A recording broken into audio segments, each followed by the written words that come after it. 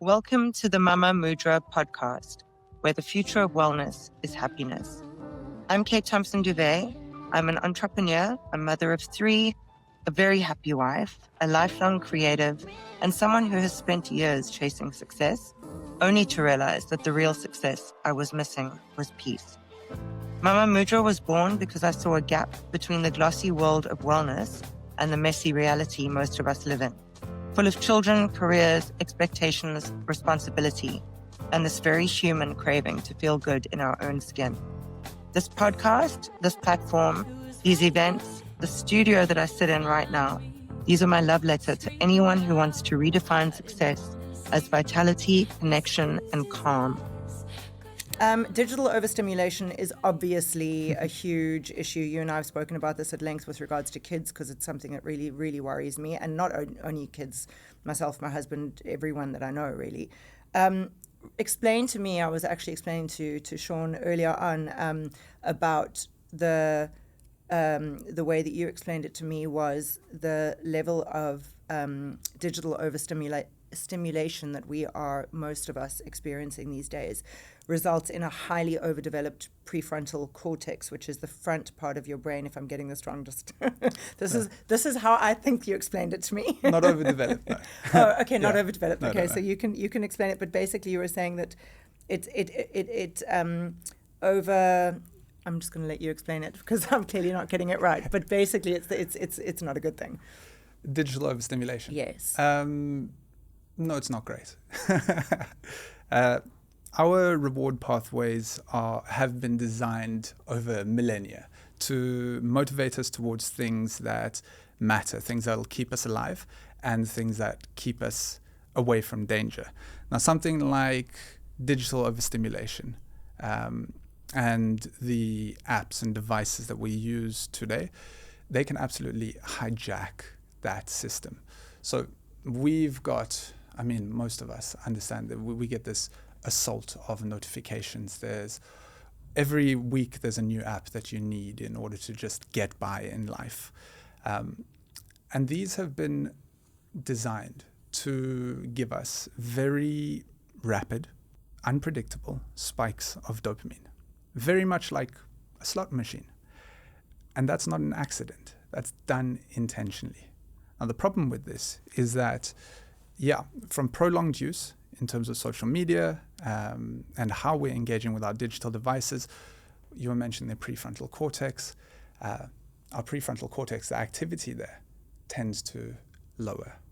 Okay. And we don't give our time or our brain time to recover, particularly with the neurotransmitters that are involved in focus and attention, which then ends up impacting our ability to stay focused for long periods of time.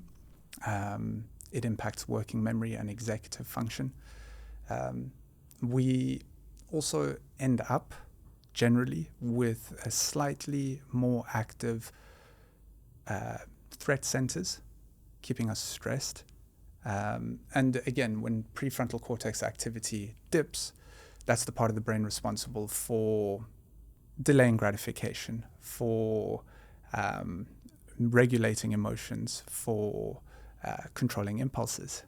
And when activity dips there, we end up having more challenges in those areas as well. And unfortunately, our brain adapts to that fast-paced, quick spikes of dopamine. So we are wired to then expect that from everything in life.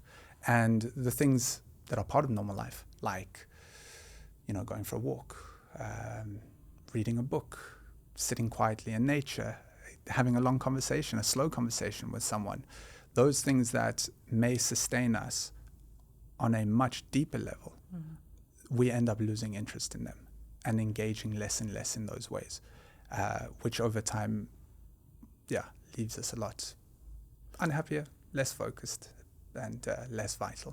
And it also, doesn't it, I would imagine more so from the perspective of children whose brains are still developing, but doesn't it condition them to be more wired to chase that quick hit, whether it is drugs or, like something that is going to be, like you say, as opposed to the long, the sort of the long burn reward. You work hard for something, and when you get it, gosh, I remember my grandpa, you know, saying something to me about, you know, like sort of you have your long career in one place and then you get your reward at the end of like your 40 years or whatever, you know, and it's so worthwhile and everything. I mean, these days we're literally told, not less on me, but, you know, my children, told the opposite. Just, you know, get as much experience as possible, move around. Don't like, there's no focus on a long investment of your time and efforts in order to get a reward at the end anymore.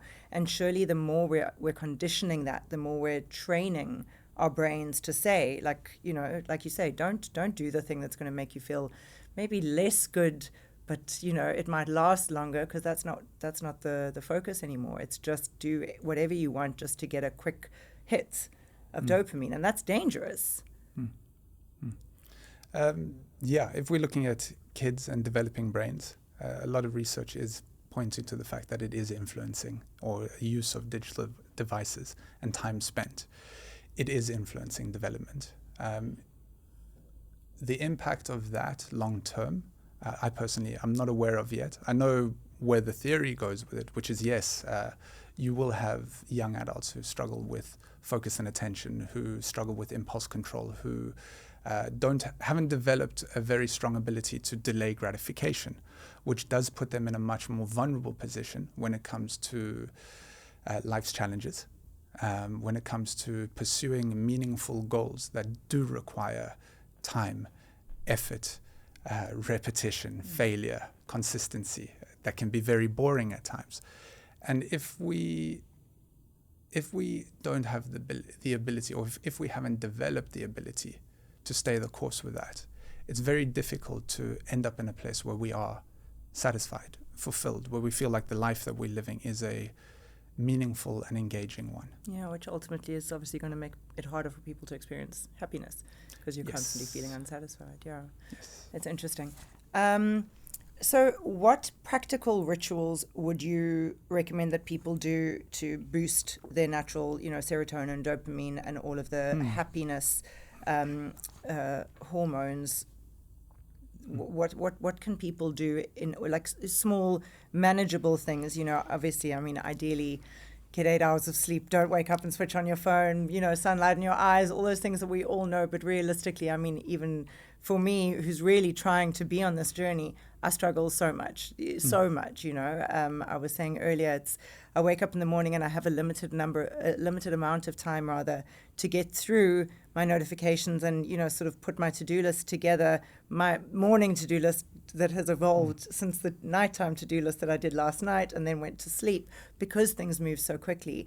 So we all know the basic, you know, things that we should do, but if those are too much, what are the small things that we could really start doing now that would ultimately start working towards rewiring those pathways? Yeah. So lots of hacks these days can be very overwhelming, can be very confusing, and most of us are time starved, so we don't have the time or capacity to be doing 1,000 things a day just to get by, just to manage, you know.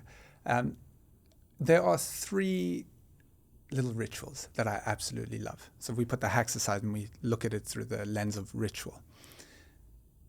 You mentioned one, morning light and movement. Just 10 minutes. It doesn't need to be an all or nothing 60 minutes, go to the gym, work up an insane sweat, tanning in the sun, like getting, the half an hour of sunlight. Starting the day, 10 minutes of movement and bright light. I know Dr. Andrew Huberman is a big ambassador of this, and for a very good reason. It has an amazing effect on brain health and chemistry. So that's one little 10-minute ritual that I like to start my day with, especially when I'm busy and I don't have time to go to the gym or do something major that I enjoy doing. Another one that I love is an exercise called savoring, which is like collecting micro moments of goodness throughout the day. So when you notice the light hitting the mountain in a certain way, or you can hear the wind rustling through the trees, or the feeling of the warmth of the sun on your skin, you take a moment to stop. You break out of the rush and hustle of life to stop and fully engage with that moment. You're drinking it up. In the same way that you would savor a mouthful of something delicious and you take your time with it, you savor that moment. And it can be 5 seconds, it can be a split second, it could be 10 seconds. If you've got the time and capacity, it could be 2 minutes, you know.